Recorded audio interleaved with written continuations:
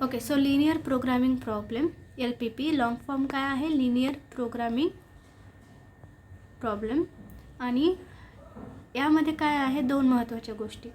One is objective function, जे कशाने denote केलं जातं, झेडने.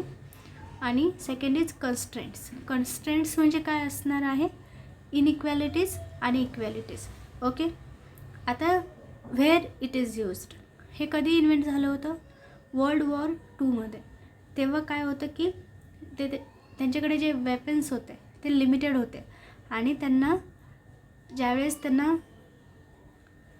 त्या वेपन्सचा त्यांना पुरेपूर यूज करायचा होता. मग त्यांना वेज हवी होती की कशा पद्धतीने आपण ह्या वेपन्सला किंवा मशिनरीजला आपण यूज करू शकतो की म्हणजे आपल्याला त्यातून जास्तीत जास्त रिझल्ट मिळेल आणि आपले जे रिसोर्सेस आहेत ते कमीत कमी यूज होतील. म्हणजे त्यांचा गोल काय होता की एकतर मॅक्झिमम आउटपुट हवं होतं त्यांना आणि त्यांचे रिसोर्सेस असतील ते त्यांना एकदम मिनिमम यूज करायचे होते. ओके, सो तेव्हा LPPचा इन्व्हेन्शन झालेलं. तेव्हा त्यांनी मग काय केलेलं की आहे त्या गोष्टी मॅथमॅटिकली रिप्रेझेंट केल्या आणि त्याचं सोल्युशन काढलं टू मॅक्झिमाइज द आउटपुट आणि to minimize the cost or the resources. तेव्हापासून LPPचा यूज केला जातो. मग आत्ताच्या काळातसुद्धा याचा यूज अशा गोष्टींसाठी केला जातो. प्लस इंडस्ट्रीजमध्ये किंवा कोणत्याही गोष्टीचं तुम्ही प्लॅनिंग करताय त्यावेळेससुद्धा याचा यूज केला जातो. जसं की इंडस्ट्रीजमध्ये तुमच्याकडे प्रॉडक्ट्स बनवायचे असतात तुम्हाला, पण काहीतरी लिमिटेशन्स पण असतात. जसं की तुमच्याकडे कॉस्ट, तुम्ही एवढीच पैसे आहेत तुमच्याकडे, त्याच्यामुळे मग तुम्हाला जे प्रॉडक्ट्सची कॉस्ट होणार आहे ती तेवढ्या पैशांच्या इतकी किंवा कमी झाली पाहिजे. म्हणजे मग तिथे एक कंडिशन येते की कॉस्ट काहीतरी असायला हवी. किंवा मग तुमच्याकडे टाईम असतो की तुम्ही काहीतरी प्रॉडक्ट बनवताय आणि मग तुम्ही ते बनवण्यासाठी काहीतरी मशीन्स यूज करतायत. मग ते मशीन्स एवढ्या वेळेपुरतेच अवेलेबल आहेत. ही एक तुमचं लिमिटेशन असतं. मग हे सगळं तुम्हाला लक्षात ठेवायचं असतं की कॉस्ट एवढी लागणार आहे, टाईम एवढा लागणार आहे आणि आपण दिवसातून एवढेच प्रॉडक्ट्स बनवू शकतो.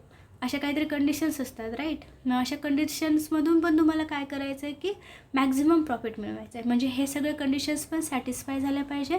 पण हे करताना आपल्याला जास्तीत जास्त कसं प्रॉफिट कमवता येईल हे तुम्ही बघता. मग that is where we use the LPP. Where it is use to maximize the profit or output. म्हणजे हे फक्त काही प्रॉफिट मिळवण्यासाठीच नाही आहे. मॅक्झिमाइज कोणत्याही पद्धतीचं आउटपुट असेल तुमचं, ते मॅक्झिमाइज करण्यासाठी याचा यूज केला जातो. And to minimize the cost or labour. Okay, म्हणजे तुम्ही ज्या काही वेळेस हा प्रॉब्लेम दोन पद्धतीने असतो. एक तर मॅक्झिमाइज करण्यासाठी, ओके, ऑर टू मिनिमाइज. मग मॅक्झिमाइज काय करणार आपण मॅक्झिमाइज जे आपल्या फायद्याचं आहे तेच करणार ना. म्हणजे काय, प्रॉफिट मॅक्झिमाइज करणार किंवा व्हॉटेवर तुमचा आउटपुट आहे ते तुम्ही मॅक्झिमाइज करणार. मग त्याच्यासाठी हे यूज केलं जातं. आणि मिनिमाइज काय करणार, कॉस्ट. म्हणजे तुम्हाला लागणारी कॉस्ट, काही खर्च लागतो आहे तुम्हाला त्या गोष्टी बनवण्यासाठी, ती कॉस्ट, त्याच्यासाठी ते मिनिमाइज करण्यासाठी तुम्ही काय करणार, हा प्रॉब्लेम जनरेट केला जातो. ओके, तर प्रॉब्लेम एका पद्धतीचा असेल. एक तर तुम्हाला मॅक्झिमाइज करण्यासाठी असेल किंवा मग मिनिमाइज करण्यासाठी असेल. म्हणजे तिथे ज्यावेळेस तुम्हाला हा प्रॉब्लेम दिला जातो क्वेश्चनमध्ये, त्यावेळेस तिथे तुम्हाला स्पेसिफाय केलेलं असतं की to maximize or to minimize. Maximize करायचं असेल तर तिथे असं दिलं जातं, मॅक्स झेड. आणि मिनिमाइज करण्यासाठी काय दिलं जातं, मीन झेड. ओके, मग आता झेड म्हणजे काय, झेड म्हणजे ऑब्जेक्टिव्ह फंक्शन असतं तुमचं. आणि आता कन्स्ट्रेंट्स म्हणजे काय, मी तुम्हाला सांगितलं ॲट द स्टार्ट की काही कंडिशन्स असतात ज्या कंडिशन्स अंडर तुम्हाला तुमचं प्रॉफिट मॅक्झिमाइज करायचं आहे. जसं की टाईम तुमचा लिमिटेड आहे किंवा तुम्ही थोडेसेच प्रॉडक्ट्स किंवा एवढेच प्रॉडक्ट्स तुम्ही बनवू शकता एका दिवसात. मग त्यावेळेस ते जे लिमिटेशन्स असतात, टाईमचं आहे किंवा कॉस्टचं आहे किंवा मग मशीनच्या अवेलेबिलिटीचं आहे, व्हॉटेवर, ते लिमिटेशन्स म्हणजे तुमचे कन्स्ट्रेंट्स. फक्त आपण काय करणार आहे की जे आता तुम्हाला प्रॉफिट मॅक्झिमाइज करायचं आहे, मग ते तुम्ही मॅथमॅटिकली रिप्रेझेंट करणार आणि त्याला म्हणणार की मॅक्स झेड. किंवा तुम्हाला जर मिनिमाइज करायचं असेल कॉस्ट, तर मीन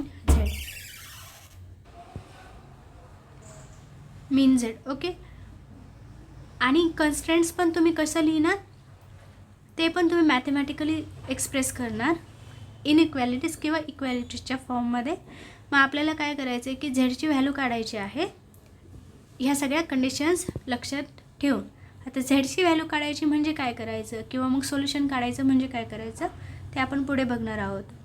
okay, we know that it includes problems like production और मॅन्युफॅक्चरिंग और इन्स्ट्रुमेंट यूज और समथिंग लाईक दॅट. त्याच्यासाठी हे मोस्टली यूज केलं जातं. Okay, so LPP in short means what, linear equation आणि इनइक्वॅलिटीज. आता लिनियर का आहे तिथे, कारण जे आपण मॅथमॅटिक्सली एक्सप्रेस करणार आहोत ते काय असणार आहे तुमचं इक्वेशन किंवा इनइक्वॅलिटीज. ओके, जसं की इथे हिअर इज द एक्झाम्पल. इथे कशाचं एक्झाम्पल आहे, मॅक्स झेड.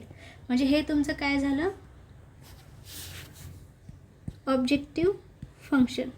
ओके, आता ऑब्जेक्टिव्ह फंक्शन बघा इथे कशाने रिप्रेझेंट केलं आहे, मॅथमॅटिकल एक्सप्रेशन. ओके, आणि इथे कोण कोण आहे, 2x1 + x2. x1 आणि x2 हे काय आहेत, व्हेरिएबल्स आहेत. मग हे व्हेरिएबल्स आपल्याला ह्या व्हेरिएबल्सची व्हॅल्यू काढायची असते अशा पद्धतीने की त्या व्हेरिएबल्सच्या व्हॅल्यूजमध्ये हे पण सॅटिस्फाय झालं पाहिजे. ह्या सगळ्या तिन्ही गोष्टी प्लस तुम्हाला त्या व्हेरिएबल्सने मॅक्झिमम व्हॅल्यू दिली पाहिजे. म्हणजे झेडची